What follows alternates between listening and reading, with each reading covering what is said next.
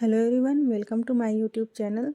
तो ये जो सीरीज़ है रिवीजन का, ये सीरीज़ जो है प्रकारवाद और संरचनावाद से रिलेटेड थिंकर्स का है। तो जो भी स्टूडेंट्स एग्ज़ाम की तैयारी कर रहे हैं और एग्ज़ाम एकदम नज़दीक नज़दीक है, तो जो भी स्टूडेंट तैयारी कर रहे हैं वो जो है कंटिन्यू अपना एग्ज़ाम्स की तैयारी में लगे रहें। तो 51 नंबर क्वेश्चन है, प्रकार्यात्मक विश्लेषण का रूप निदर्शन का निर्माण किसने किया है? ए ऑप्शन है मर्टन, सी ऑप्शन है गारफिंकल, बी ऑप्शन है कॉम्ट, डी ऑप्शन है कुहन। तो इसका राइट आंसर क्या हो जाएगा? जो प्रकार्यात्मक विश्लेषण का रूप निदर्शन का निर्माण है, यह किसने किया है?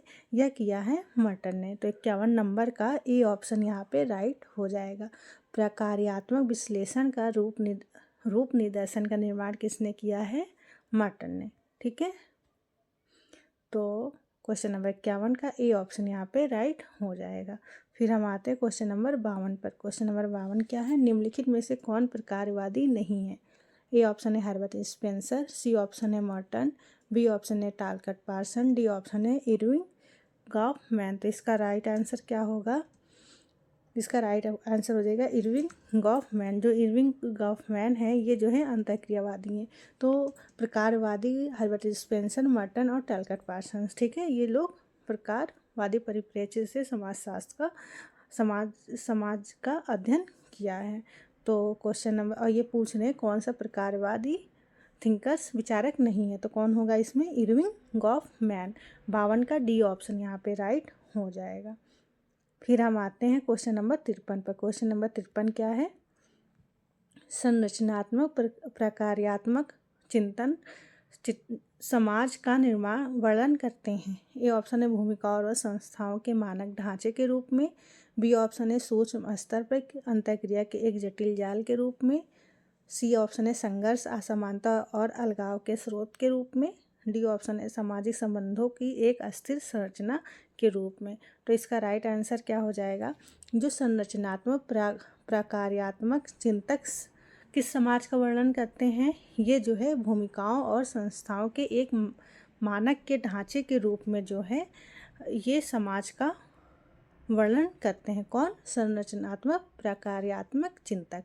ठीक है, तो 53 का ए ऑप्शन यहाँ पे राइट हो जाएगा। जो संरचनात्मक प्रकार्यात्मक चिंतक हैं, वो जो है भूमिकाओं और संस्थाओं के मानक ढांचे के रूप में जो है समाज का निर्माण करते हैं और उसका वर्णन करते हैं। तो 53 का ए ऑप्शन यहाँ पे राइट हो जाएगा।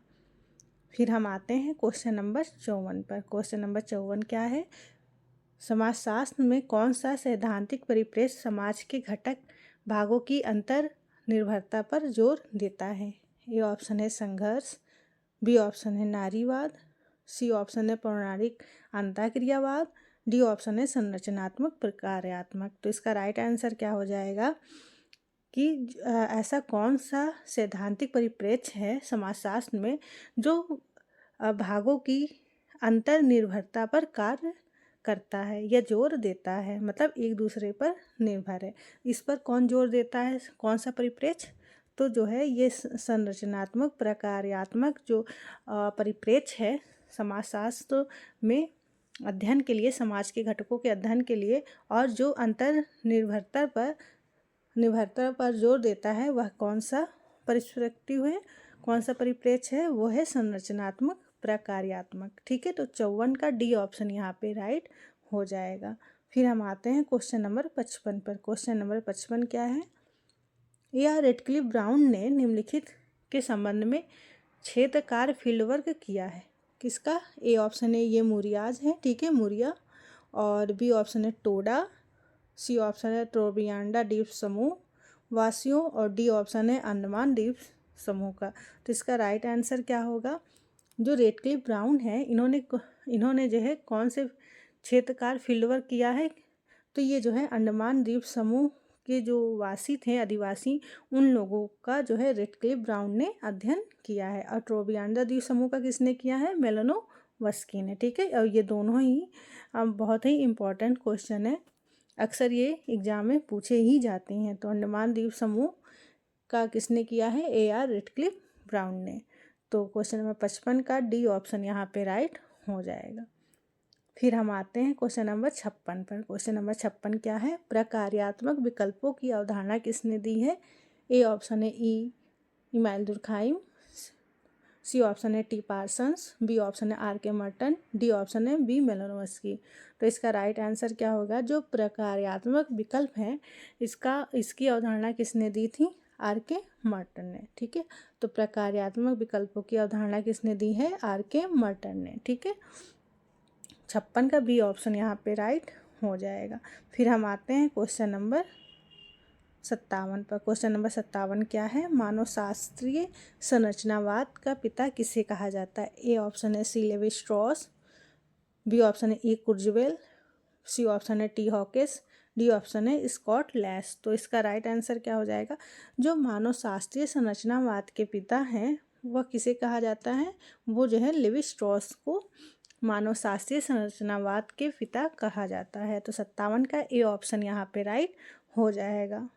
फिर हम आते हैं क्वेश्चन नंबर 58 पर। क्वेश्चन नंबर 58 क्या है? निम्नलिखित में से सामाजिक संरचना के अध्ययन के लिए दो प्रारूपों का अर्थात वास्तविक सामाजिक संरचना और सामान्य सामाजिक संरचना का प्रतिपादक कौन है? ए ऑप्शन है A R Radcliffe Brown, B option है हर्बर्ट स्पेंसर, सी ऑप्शन है कार्ल मार्क्स, डी ऑप्शन है टैलकट पार्सन्स। तो इसका राइट आंसर क्या होगा? जो सामाजिक संरचना है उसको दो भागों में किसने बांटा है? कौन सा वो भाग है? वास्तविक सामाजिक संरचना और सामान्य सामाजिक संरचना। तो इसके प्रतिपादक कौन है? इसके प्रतिपादक हैं Radcliffe Brown, A R Radcliffe Brown. तो 58 का ए ऑप्शन यहाँ पे राइट हो जाएगा। फिर हम आते हैं क्वेश्चन नंबर 32 पे। क्वेश्चन नंबर 32 क्या है? निम्नलिखित में से कौन सी एक मेलोनोव्स्की की मूलभूत आवश्यकताओं की अंतर्गत नहीं आती है? ए ऑप्शन है भूख, सी ऑप्शन है स्वास्थ्य, बी ऑप्शन है प्रजनन, डी ऑप्शन अर्थव्यवस्था। तो इसका राइट आंसर क्या होगा? मेलोनोव्स्की के मूलभूत आवश्यकताओं के अंतर्गत कौन सा एक आवश्यकता नहीं आता है?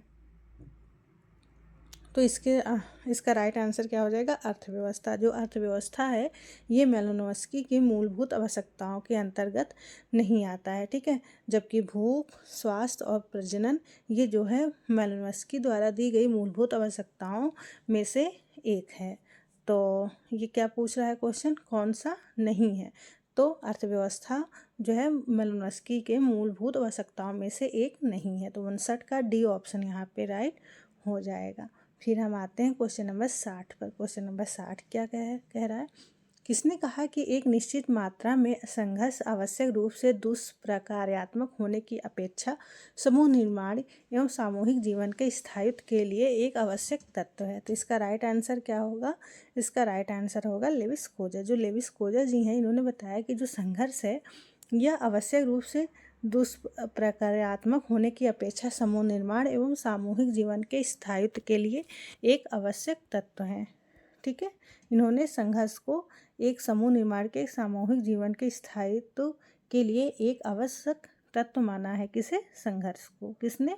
कोजर को ने। कोजर ने जो है संघर्ष को प्रकार्यात्मक माना है। ठीक है, इनका मानना है कि जो संघर्ष है वह भी समाज में कुछ न कुछ योगदान देता है। ठीक है, तो इस तरह समूह निर्माण एवं सामूहिक जीवन के स्थायित्व के लिए एक आवश्यक तत्व माना है। किसने माना है? लेविस कोजर ने। तो क्वेश्चन नंबर 60 का बी ऑप्शन यहाँ पे राइट हो जाएगा।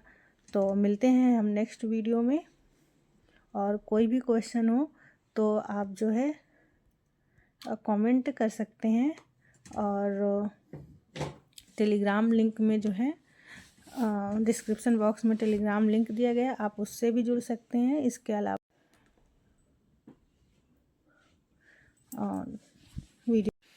वीडियो